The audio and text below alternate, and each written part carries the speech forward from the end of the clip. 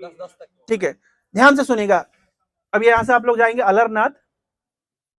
दक्षिण भारत में एक संप्रदाय है श्री संप्रदाय, लक्ष्मी देवी का संप्रदाय, सबने सुना होगा।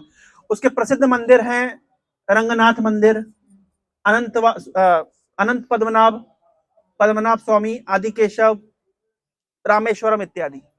ये सारे मंदिर श्री संप्रदाय के द्वारा मैनेज किए जाते हैं। श्री संप्रदाय की स्टार्टिंग हुई थी 12 अलवरों से। किससे? अलवर। ये अलवर कौन थे? जब कलयुग का अंत हुआ, होने लगा, और सॉरी द्वापर युग का जब अंत हुआ, कलयुग शुरू हुआ, तो भगवान विष्णु के 12 आयुध, शंख, चक्र, गदा, पद्म, कौस्तुभमणि, श्रीवत्स इत्यादि भगवान के भक्तों का रूप लेकर के धराधाम पे प्रकट हुए। क्या सिखाने के लिए? भक्ति सिखाने के लिए। विशेष रूप से दक्षिण भारत में प्रकट हुए। कौन प्रकट हुए? जैसे भगवान का चक्र सुदर्शन, वो एक भक्त के रूप में आए। शंख एक भक्त के रूप में आए। गदा एक भक्त के रूप में आए।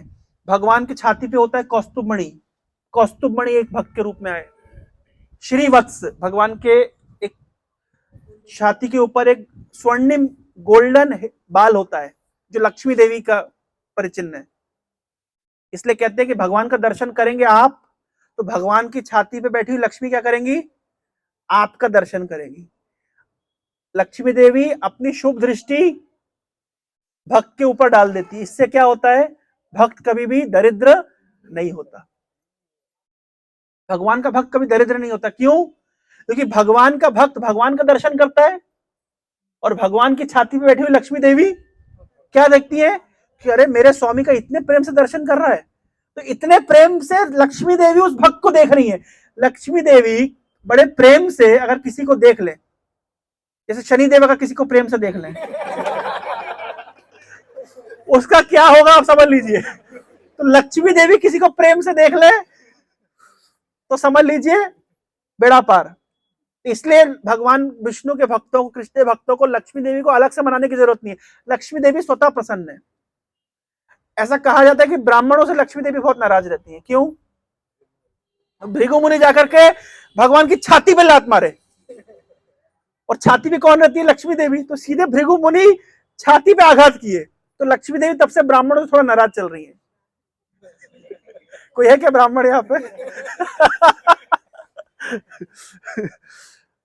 तो भगवान के अलग अलग आयुध अलग अलग भक्तों का रूप लेकर के आए। एक्चुअली अलरनाथ की कथा तो मैं विस्तृत बता सकता हूं, समय की पाबंदी है।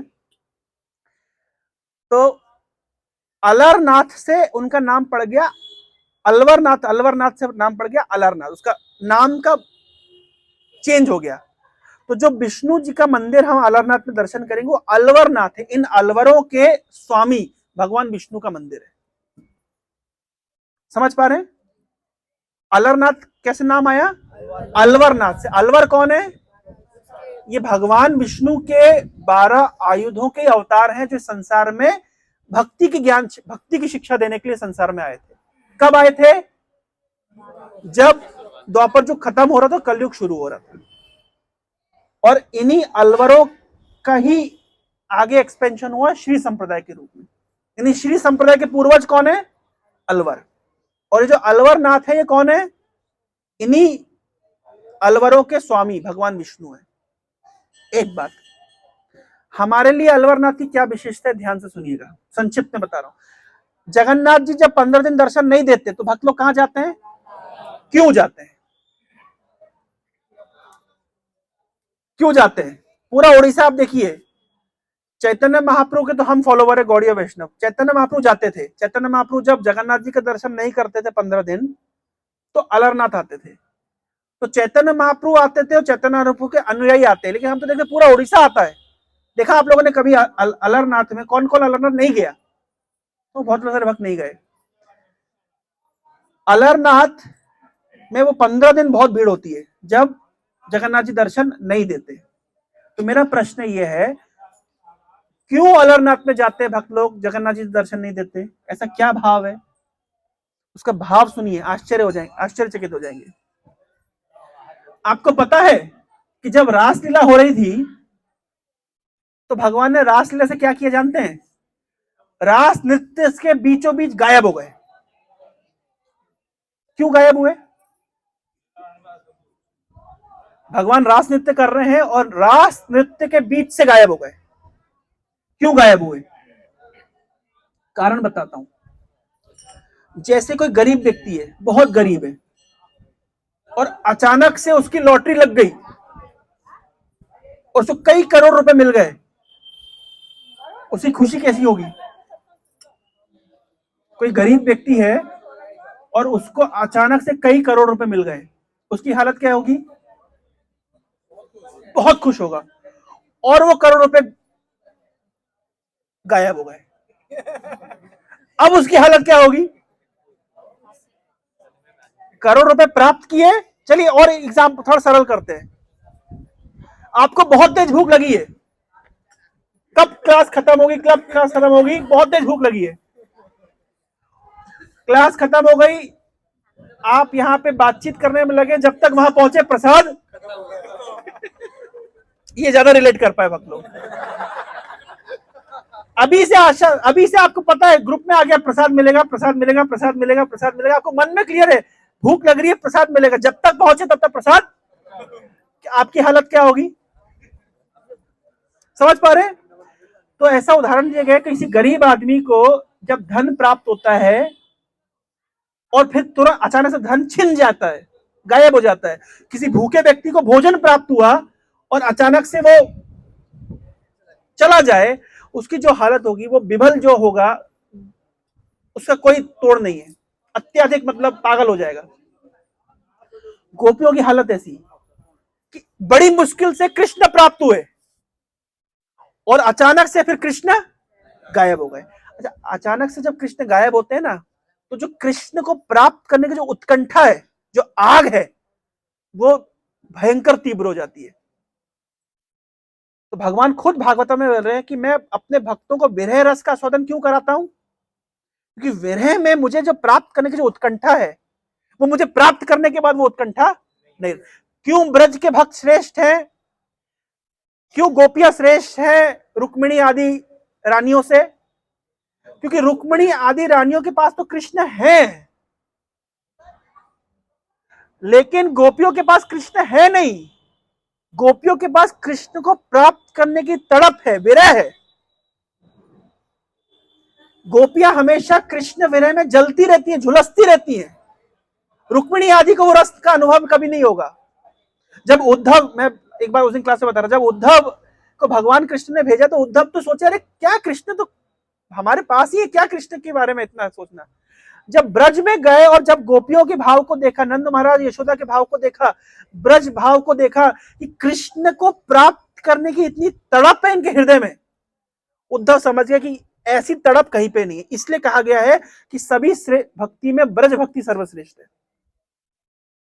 तो रासलीला में कृष्ण को प्राप्त किया, कई जन्मों की आशा रही होगी कि कृष्ण के साथ रास नृत्य करेंगे, और उस रास नृत्य में कृष्ण रूपी धन को प्राप्त किया और अचानक गायब हो गए कृष्ण, धन छूट गया। तो गोपियां जो पागल हुई, जिसकी कोई गोपी कृष्ण के भाव भंगिमा का विचार कर रही हैं, कोई कृष्ण की नकल कर रही हैं, कोई कृष्ण का नाम गा रही हैं। घोषण तब सर्वता ब्रजे पूरे खेदेर महाविबलऊ, पूरे ब्रज में घोषणा, हाय कृष्ण कहां चले गए करके पूरा भाव विभोर होकर के गोपियां खोज रही हैं कृष्ण को।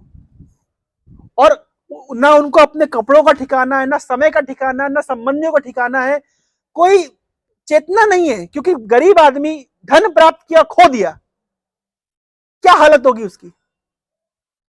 पागल हो गई गोपियां। इस भाव में गोपियां कृष्ण को खोज रही है। अब कृष्ण भी मजा ले रहे हैं। कृष्ण क्या किए, एक किसी कोने में जाके खड़े हो गए, और किस रूप में खड़े हुए? द्विभुज श्याम सुंदर रूप में नहीं, जो हमने यहां देखा द्विभुज श्याम सुंदर, उस रूप में खड़े नहीं हुए। किस रूप में खड़े हुए? चतुर्भुज नारायण के रूप में खड़े हो गए। गोपियां विवल होकर के मूर्छित हो रही है, गिर रही है, पड़ रही है, खोज रही है, नाम चिल्ला रही है, भगवान की लीलाओं की एक्टिंग कर रही है, पागलों की तरह व्यवहार कर रही है, और खोजते खोजते कहां पहुंच गई, जहां भगवान नारायण विष्णु खड़े हुए। कृष्ण ही विष्णु के रूप में खड़े हैं, लेकिन गोपियों के भाव को जांचने के लिए तो गोपियां जाकर कह रही, हे नारायण, हे विष्णु, आपने हमारे प्राण प्रिय कृष्ण को नहीं देखा? हम पे कृपा करिए, हमारी आंखों से वो ओझल हो गए हैं, हम पे कृपा करिए। हमारी हालत उस गरीब व्यक्ति की तरह है जिसने धन को प्राप्त करके खो दिया। कृष्ण रूपी धन हमें प्राप्त हुआ था, आज हमारे हाथ से निकल गया। हे विष्णु, हम पे कृपा करिए कि हमें वो कृष्ण रूपी धन फिर से प्राप्त हो जाए। चैतन्य महाप्रभु जगन्नाथ जी को जगन्नाथ के रूप में नहीं देखते थे, श्याम सुंदर कृष्ण के रूप में देखते थे। चैतन्य महाप्रभु कौन है? राधा रानी स्वयं। तो राधा रानी कृष्ण श्याम सुंदर के रूप में दर्शन करती है। तो चैतन्य महाप्रभु जगन्नाथ का दर्शन किस रूप में कर रहे हैं? श्याम सुंदर मुरलीधर। और अचानक श्याम सुंदर अभी दर्शन देना बंद कर दिए। कब बंद करे? अनवसर में। उस समय चैतन्य महाप्रभु वही गोपी भाव से इन विष्णु के पास आकर के प्रार्थना करते हैं, विष्णु, उस समय कब आएगा जब हम हमारे प्राण प्रिय श्याम सुंदर मुरलीधर का दर्शन करेंगे। इसलिए उस 15 दिनों में जगन्नाथ पुरी से महाप्रभु आ जाते थे अलरनाथ में और भगवान अलरनाथ का दर्शन करते थे। भाव क्या है? वही भाव जो रास नृत्य में गोपियों का भाव होता था, जो नारायण के सामने जाकर के प्रार्थना करती थी कि नारायण, हम पे कृपा करिए, हमें श्याम सुंदर भगवान कृष्ण का दर्शन हो। तो अभी अलरनाथ जाके हम क्या प्रार्थना करने वाले हैं कि भगवान, आपका दर्शन करने के बाद अभी हमको जाना है, हे नारायण, हे विष्णु, हमें जाकर के कृपा करिए ताकि हमें जगन्नाथपुरी में जाकर के श्याम सुंदर मुरलीधर का दर्शन प्राप्त हो। हरे कृष्णा कृष्णा कृष्णा हरे हरे, हरे राम राम राम हरे हरे। हरे कृष्णा। ठीक है, आगे की यात्रा नेक्स्ट क्लास जगन्नाथपुरी में।